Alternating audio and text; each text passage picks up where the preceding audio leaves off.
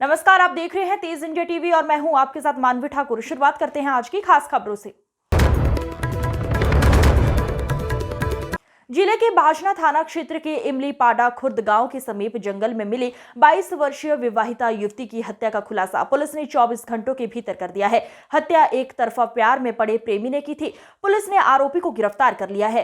Police अधीक्षक राहुल कुमार लोढ़ा ने बताया कि ग्राम घाटा खेरदा का रहने वाला राजू खराड़ी प्रमिला के विवाह से भी पहले से उसके पीछे पड़ा हुआ था और राजू खुद शादीशुदा होने के बावजूद प्रमिला पर अपने साथ रहने के लिए दबाव बनाता था, डराता धमकाता भी था। प्रमिला ने अपनी बड़ी बहन हुराबाई को फोन करके इमलीपाड़ा आने के लिए कहा था, लेकिन वो अपनी बड़ी बहन के घर नहीं पहुंचा। बस स्टैंड पर मौजूद प्रमिला को उसका प्रेमी राजू खराड़ी जबरदस्ती अपने साथ लेकर गया। प्रमिला नहीं मानी तो राजू ने उसके साथ मारपीट की और इसी विवाद के दौरान उसने प्रमिला का गला दबाकर हत्या कर दी। हत्या के बाद आरोपी ने मृतका के गहने भी लूट लिए। एसपी ने बताया कि रविवार को बाजना थाना क्षेत्र के ग्राम इमलीपाड़ाई खुर्द के जंगल में एक 22 वर्षीय विवाहिता की लाश बरामद हुई थी। मृतका की शिनाख्त प्रमिला पति भरत डोडियार निवासी चंद्रगढ़ थाना बाजना के रूप में हुई थी। प्रमिला का विवाह करीब 2 माह पूर्व 16 दिसंबर 2023 को हुआ था। यहाँ पे ये महिला का मायका था, उसकी शादी हुई थी चंद्रगढ़ के अंदर। प्रमिला डोडियार नाम है महिला का। उसके बाद में ये 2 महीने पहले ही उसकी शादी हुई थी। तो ये लगभग 2-3 दिन पहले जो है वो इसका पति इसको बाजना छोड़ के गया था कि भाई ये जो है वो अपने घर चली जाएगी। मगर 2-3 दिन तक जब वो घर पे नहीं आई तो उसके बाद में जब उसकी बुआ सास है रतलाम से उसने फ़ोन किया कि लड़की आई कि नहीं आई करके, तो तब उनको पता चला कि लड़की आई नहीं है। उन्होंने ढूंढना शुरू किया और जो इमलियापाड़ा खुर्द करके जगह है उसके बाजू में ही एक हिलटॉप टाइप का है, वहाँ पर लड़की की लाश मिली। लाश मिलने पे पुलिस के द्वारा मर्ग कायम किया गया। पूछताछ करने पे घाटा खेरदा का एक राजू खराड़ी करके एक व्यक्ति है जो पहले भी इसके पीछे आता रहता था और इनका मतलब एक प्रेम संबंध रहा है पहले। तो लड़की ने जब वो वहाँ पे उसको बाजना छोड़ के गए तो उसके बाद में राजू खराड़ी के साथ में उसकी बातचीत हुई है और उसके बाद में राजू खराड़ी वहाँ पर आया। घटनाक्रम कुछ इस प्रकार है कि उसके बाद में राजू जब वहाँ पे आया था तो वो शराब के नशे में था। उसके बाद में जब इनकी बात हुई तो इसने प्रमिला ने जो है वो इसको चाटा मार दिया। चाटा मारने के बाद में जब ये गुस्सा हुआ तो उसने उसको मारा। मारने के बाद में लड़की जो है वो नीचे गिरी, सिर पे लगा, उसने उसका गला घोट दिया। नशे में था, चाटा मारने के इसमें से एकदम से वो मतलब उसमें गुस्से में आया और गुस्से में उसने जो है उसका गला घोट दिया। भारतीय जनता युवा मोर्चा उपाध्यक्ष शुभम गुर्जर को धमकी दिए जाने का एक और मामला सामने आया है। इसमें आरोपी शुभम की यहां जाकर उसे धमकाते हुए सीसीटीवी में कैद हुए हैं। धमकी दिए जाने के मामले में शुभम गुर्जर के द्वारा पुलिस के पास जाकर घटना से जुड़ा सीसीटीवी वीडियो उपलब्ध कराए जाने के साथ ही शिकायत भी दर्ज कराई गई है। पुलिस ने इस मामले में प्रकरण भी दर्ज किया है। जिले के आलोट से सांवरियाजी दर्शन करने जा रहे 3 युवकों की आज तड़के भीषण सड़क दुर्घटना में मौत हो गई। कार में 6 युवक सवार थे, जिसमें से 3 गंभीर रूप से घायल हो गए। दुर्घटना तड़के 3:45 पर नीमच 4 लेन बाईपास पर हुई। जानकारी के अनुसार आलोट के डाबडिया गांव से देर रात को सांवरिया के दर्शनों के लिए मारुति अर्टिगा से निकले 6 युवक तड़के करीब 3:45 बजे नीमच के 4 लेन बाईपास से गुजर रहे थे। 4 लेन बाईपास पर चौथ खेड़ा फंटे के समीप सामने से आ रहे एक ट्रक से उनकी कार की भिड़ंत हो गई। भिड़ंत इतनी जोरदार थी कि कार के परखच्चे तक उड़ गए।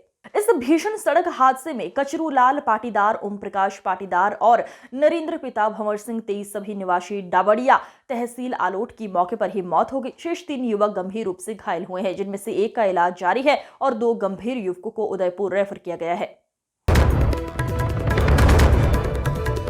सरकार की बेवफाई से नाराज अतिथि शिक्षक एक बार फिर से सड़क पर उतर आए हैं। उनकी माने तो शिवराज सरकार के द्वारा चुनाव से पूर्व उनका सम्मेलन आयोजित कर उन्हें 12 माह का काम देने और वेतन वृद्धि की बात कही थी, जो कि जमुला साबित हुई है। सरकार के खिलाफ नाराजगी जताते हुए अतिथि शिक्षकों ने कलेक्टर कार्यालय पहुंचकर प्रदर्शन किया और मुख्यमंत्री के नाम ज्ञापन भी सौंपा, जिसमें उनकी मांगों का जल्द निराकरण किए जाने की बात कही गई है। क्या नाम है आपका? मेरा नाम धर्मपाल सिंह राठौर है। मध्य प्रदेश अतिथि शिक्षक संघ जिला उपाध्यक्ष रतलाम जिले से हूं मैं। और ये ज्ञापन जो आज हम मध्य प्रदेश शासन के नाम दे रहे हैं और अतिथि शिक्षकों की समस्या को लेकर, अतिथि शिक्षक की जो समस्या थी उस समस्या के लिए पूर्व मुख्यमंत्री माननीय शिवराज सिंह जी चौहान ने 2 सितंबर को भोपाल में जो महासभा आयोजित की गई थी, उस महासभा में हमारी कई मांगों का निराकरण करने का उन्होंने फैसला किया था। उसमें हमारी 12 महीने का वेतन जो है वो कर दिया गया था और हमारा जो अनुबंध था वो 12 महीने का कर दिया गया था। बीच में हटाने की प्रोसेस को उन्होंने खत्म कर दिया गया था, लेकिन ये सारे घोषणाएं उनकी सिर्फ जो है कागज में सीमित रह गई है और सिर्फ घोषणाओं में सीमित रह गई है। अभी तक जो है नवीन सरकार बनने के बाद में ना तो वो घोषणाएं पूरी हो गई है और किसी भी तरीके से हमारा जो मानदेय बढ़ाया गया था, वर्ग 3 वालों का 5,000, वर्ग 2 वालों को 10,000 और वर्ग 1 वालों का जो है वो जो है 18,000 जो किया था इन्होंने, वो अभी तक जो है 5 महीने हो गए, किसी भी तरीके से हमें 1 रुपया भी वेतन जो है ना दिया गया है। और कई तरीके से शासन ने जो है तुगलक आदेश निकाले, उस आदेशों के तहत कई अतिथि शिक्षक जो है हमारे बाहर हो रहे हैं और बाहर होने की वजह से आज जो है हम बेरोजगार हो गए। धार्मिक स्थलों पर लाउडस्पीकर के मामले में एक बार फिर से पुलिस प्रशासन ने सभी धर्म गुरुओं को बुलाकर उनकी बैठक ली और धर्मस्थल पर आवाज में लाउडस्पीकर चलाने की हिदायत दी गई है। पुलिस प्रशासन के द्वारा चेतावनी दी गई कि यदि अब कोई शिकायत मिलती है तो संबंधियों के खिलाफ कार्रवाई भी की जाएगी। सुप्रीम कोर्ट की गाइडलाइन के अनुसार ही सभी धर्म स्थलों पर लाउडस्पीकर चलाए जाने से जुड़े निर्देश दिए जाने के बाद सभी धर्म गुरुओं के द्वारा उस पर अमल किए जाने की बात भी कही गई। इस संदर्भ में मीटिंग रखी गई थी। आज की जो बैठक का जो मुख्य उद्देश्य था, लगातार कहीं ना कहीं से कुछ सूचनाएं प्राप्त हो रही थी साउंड सिस्टम को लेकर।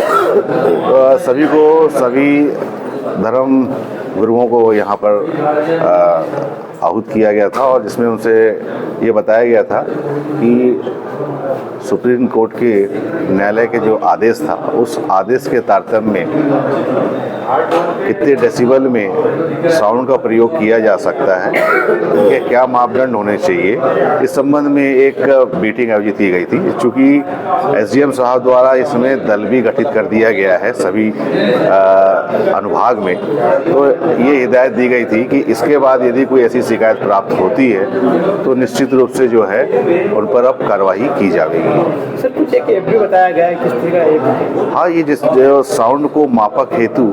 आज की खबरों में बस इतना ही। देखते रहिए तेज इंडिया टीवी। नमस्कार।